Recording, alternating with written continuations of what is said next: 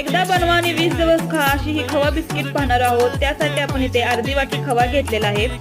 दाखवल्याप्रमाणे खवा हाताने अशा प्रकारे मॅश करून घ्यायचा। त्यानंतर यामध्ये घालणार आहोत अर्धी वाटी पिठी साखर, तोही अशा प्रकारे फेटून घ्यायचा।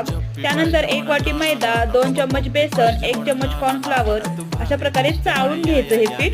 त्यानंतर यामध्ये इसेन्स घातलेला आहे अगदी 2 थेंब आणि पाणी न घालता हे पीठ मळून घ्यायचं।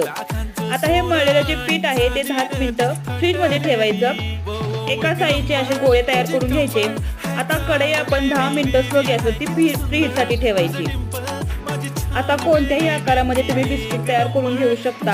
अशा प्रकारे आपण बिस्किट तयार करून घेतलेले आहेत आणि वरती ड्रायफ्रुट्स आणि थोडंसं दूध लावून 20 मिनिटांसाठी स्लो गॅसवरती आपण बेक करून घेणार आहोत। 20 मिनिटांनंतर पाहू शकता छान बिस्किट आपली बेक झालेली आहेत।